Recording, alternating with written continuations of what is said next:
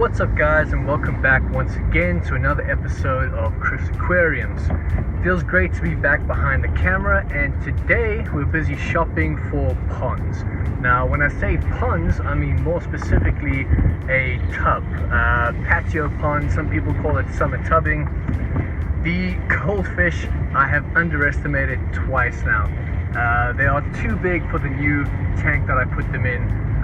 Too much waste. I need something bigger, so we're setting up a pond on the patio to put them in. So today we're going to be heading out to a place called Westpac Lifestyle to get a tub, a storage bin, and then we're also going to be heading to the local fish store to pick up a sponge filter. Now I could go with something different, but to be honest, I just want something big that'll do the job, and there is no better filter for this kind of setup than a sponge filter. And like I said, I've underestimated these goldfish twice before. When I got them, they were literally the size of a grape, and now they've outgrown 2 tanks that I've put them in. So we're going to put them in a pond, a storage tub on the patio, 100-liter tub, and the biggest sponge filter that I can find. So you'll actually see in the back the tub is already gotten. Let me show you the footage from that.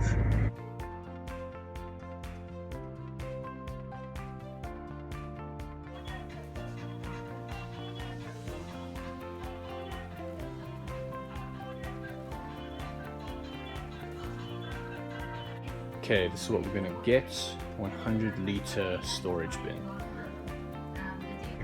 And then we went to the local fish store and we picked up our sponge filter, and here is the footage from that.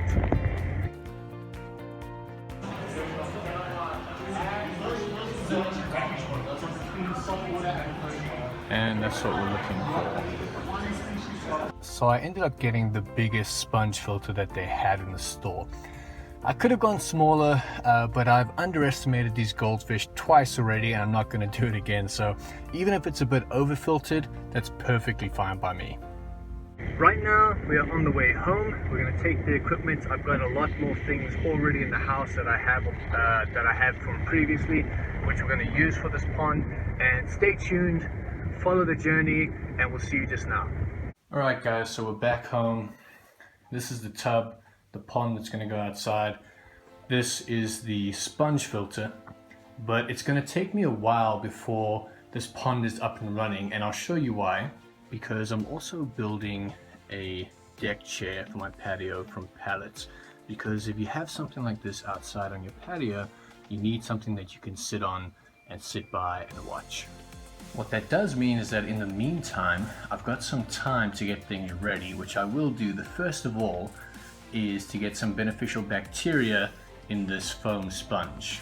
So how do you do that, you ask? Well, I'm going to be taking this sponge filter and placing it into the existing goldfish tank. See how big these guys are getting?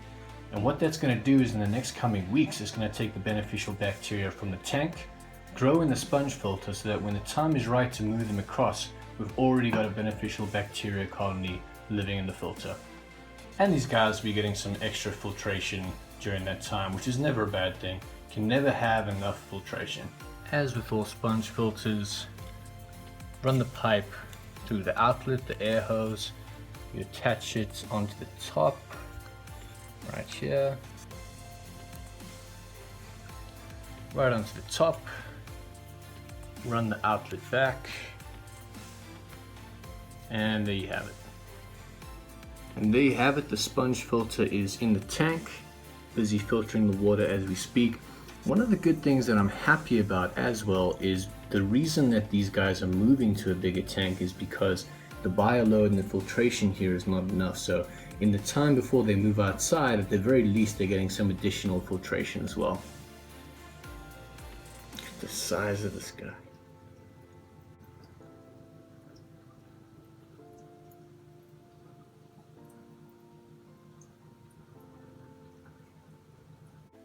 Okay guys, we're back home and it is 2 days later. I finally finished the bench that's going to be outside that we're going to use to view the pond. But right now, let's take a look at the pond that we got and what's going to go inside it.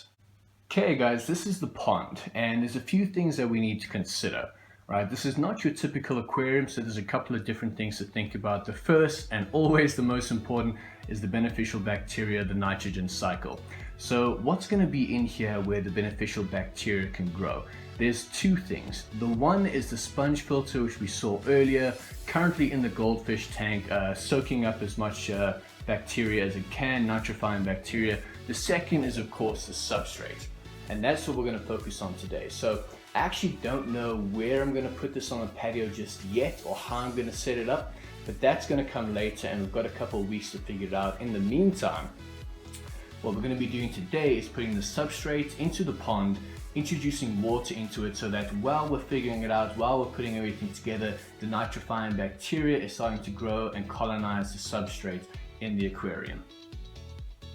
You've seen these two before, I'm sure. The one on the right is the rock gravel that we've used in the goldfish tank before we made a planted substrate. I've used it quite a few times before. It's also the first substrate in the 100-liter tank. And this is just your typical aquarium gravel. I have some leftover from years and years ago, still perfectly good. What I'm going to do is rinse these out. I'm going to put in the big stony gravel, see if we need anything else and put that in there, but very, very simple substrate. You just poke some holes on the bottom of the bag and let the water run through it. The substrate has been sufficiently rinsed, so I'm just going to pour it now into the bottom of the pond.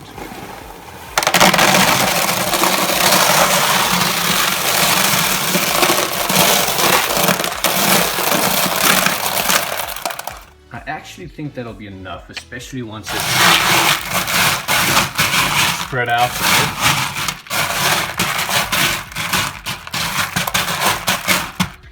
And in addition to this, we're also going to have some pond plants in here. We're going to have the sponge filter, so that'll also take up some space on the bottom. I think that'll actually be perfectly fine. Like I said, right now it's not certain where it's eventually going to go in the end, but for now we just need to fill up with water, get the nitrogen cycle started, and eventually we'll be able to watch it from that patio bench over there. But for now, let's get some water in there and get started.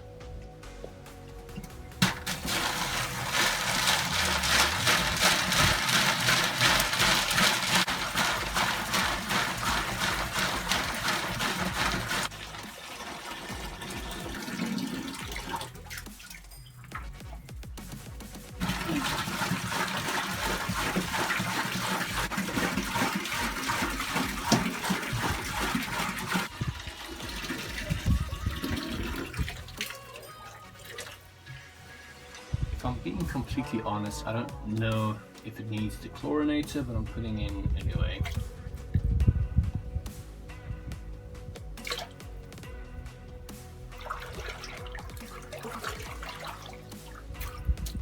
And that's it for right now. Like I said, the goal right now is literally just to get the substrate wet, the gravel wet, get some water in it so that we can start the nitrogen cycle, beneficial bacteria. That's the goal for today, and over the next coming weeks we'll be putting this pond together with plants and fish and filtration and all that good stuff. Guys, that is it for today's video. I hope you enjoyed it. If you like this kind of stuff, aquariums and fish tanks and ponds, be sure to like the video, subscribe to the channel if you want to see more. Look at this plant, by the way. This Amazon sword is literally growing out of the water. I've got something very special for the next video and for 400 subscribers. And I will see you next time, as always, on Chris Aquariums.